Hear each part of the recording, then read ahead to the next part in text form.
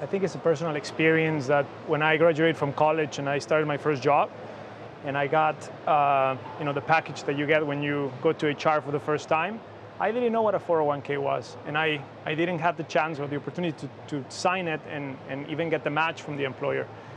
And reflecting on that, I thought that's something that's happening to thousands and thousands of people every day. Mm-hmm. So I thought it was a great opportunity to create a mission-driven company that is designed from the beginning with that person in mind, which is someone like me, someone who understands the ethic of working very hard, but doesn't really think about how do you plan ahead for your future. Our parents in a Hispanic household, they are really important. It's very important to understand the work ethic, but not financial planning. So that's what Finhabits is. It's the first financial service that is designed from scratch to help minorities start saving for retirement and develop that financial habit. And how many users do you have so far?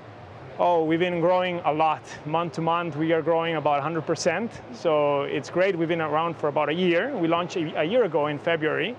And we have users throughout the nation, in all states.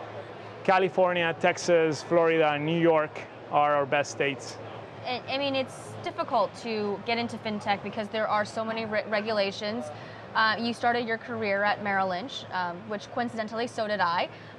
And you sort of started this idea because your experience at Merrill Lynch made you realize that at the time, I guess, when you were an employee, they actually didn't make you aware of the 401k program, and you thought there's probably going to be an education gap too with many people in the community. I think with technology, a lot of people assume that if you have a good service, anyone can use it. But I do think language is a problem for a lot of these tech companies.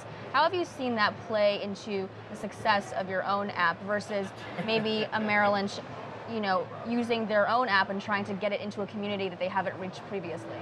I think designing with the consumer in mind from the beginning, it's a very important thing. And in this case, the language, creating an app that is designed for Spanish speakers, for English speakers. It's a bilingual app. It's one of the few bilingual retirement offerings that exist in this country, and it has worked great. So, I mean, how difficult is it to do that, though? I mean, it's already difficult enough to understand finance in English for somebody who isn't totally financially illiterate and needing to also translate that. Yes. For you to translate that also into Spanish, what kind of challenges did you face? Well, given that our background is also, we speak the language, it is not that hard, to translate things. But it's not about the translation, it's about understanding the cultural nuances of how a Hispanic worker is going to react to, for example, getting them to invest for the first time. They don't understand how the stock market works. They don't understand how the bond market works. So educating them through that path is what's important, and that's the hard part, getting them to really develop the habit. And what's the key there to getting that nuance right? Well, having lived through it, that's very important, and having a consumer in the founder, I think it's very important, and I think that's what connects us with our audience. All right, Carlos Garcia, he's the founder and CEO over at Finhabit. Great to have you on, Carlos. Thank you very much. Appreciate it.